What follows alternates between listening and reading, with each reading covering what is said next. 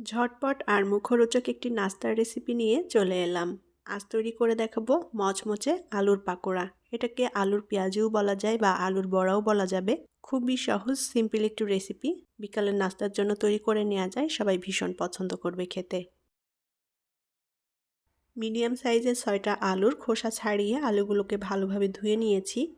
এখন এই আলুগুলোকে আমি একটা গ্রেটার দিয়ে গ্রেট করে নেব। চাইলে বটি দিয়েও কুচি করে কেটে নেওয়া যায়, তবে গ্রেটার দিয়ে গ্রেট করে নিলে একটু মিহি কুচি হবে। আলুর পরিমাণ কমিয়ে বাড়িয়ে নেওয়া যাবে, যে যতটা তৈরি করতে চান সেভাবেই। আলুটা যদি বটি দিয়ে কুচি করতে চান সেটাও করতে পারেন, একটু মিহি কুচি করে নিতে হবে। সবগুলো আলু আমি গ্রেটার দিয়ে গ্রেট করে নিয়েছি।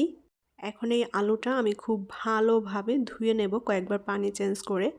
ধোয়ার পর পানিটা ভালো মতো ঝরিয়ে নিতে হবে। আলু খুব ভালো মতো ধুয়ে নিয়ে আমি পানিটা একেবারে ঝরিয়ে নিয়েছি। আলুগুলো এরকম ঝরঝরে হয়েছে, পানিটা একেবারে ঝরিয়ে নিতে হবে।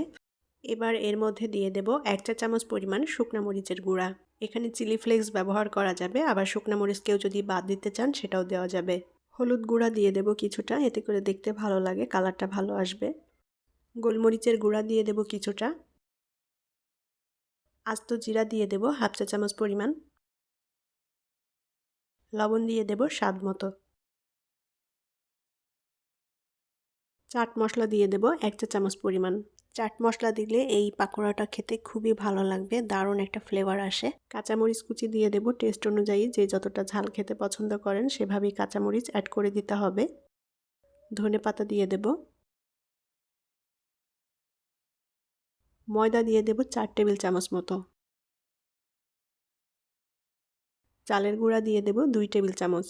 ময়দার পরিবর্তে বেসন অথবা আটা ব্যবহার করতে পারেন, আর এখানে চালের গুঁড়া দিলে পাকোড়াগুলো অনেক বেশি মচমচে হবে, খেতেও ভালো লাগবে।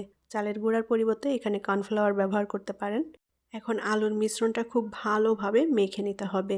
আর মিশ্রণটাতে এখানে পানি দিচ্ছি না, যদি শক্ত মনে হয় সেক্ষেত্রে সামান্য একটু পানি দিতে হবে।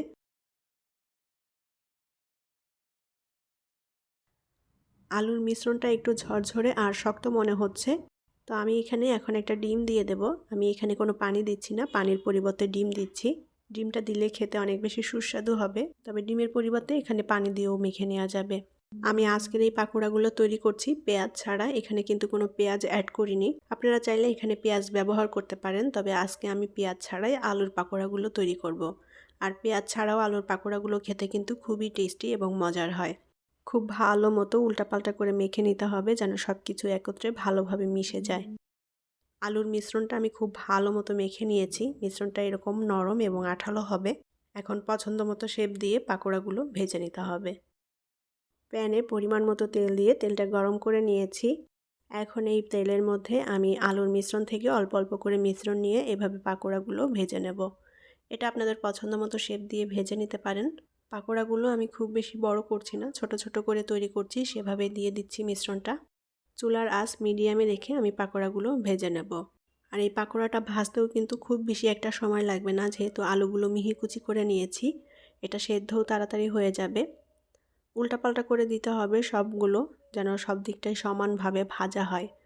আর আলুর পাকোড়াগুলোকে আমি খুব সুন্দর একটা গোল্ডেন কালার করে ভেজে নেব। এটা যার যার পছন্দ মতো কালার করে ভেজে নিতে পারেন। আর এই পাকোড়াগুলো ভাজতে কিন্তু খুবই অল্প সময় লাগে, তাই ঝটপট করে তৈরি করে নেওয়া যায়। আর এই পাকোড়াগুলো তৈরি করতে বাড়তি কোনো মশলাও লাগে না, ঘরে থাকা মশলা দিয়ে খুব সহজেই তৈরি করে নেওয়া যায়। আর এই আলুর পাকোড়াগুলো খেতেও কিন্তু অনেক বেশি মজার এবং টেস্টি।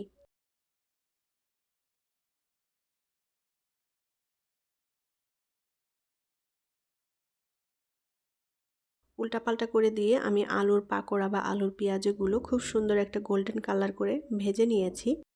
আর এটা খুব সুন্দর মতো সেদ্ধ হয়ে গিয়েছে, অনেক বেশি মচমচেও হয়েছে।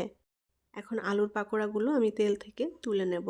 বিকালের নাস্তায় কোনো প্রকার ঝামেলা ছাড়াই এই আলুর পাকোড়াগুলো তৈরি করে নিতে পারেন, এটা খেতে সবাই ভীষণ পছন্দ করবে।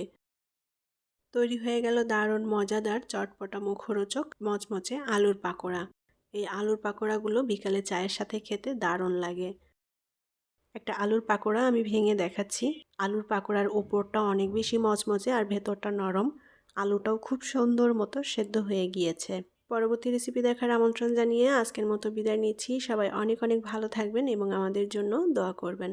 আল্লাহ হাফেজ।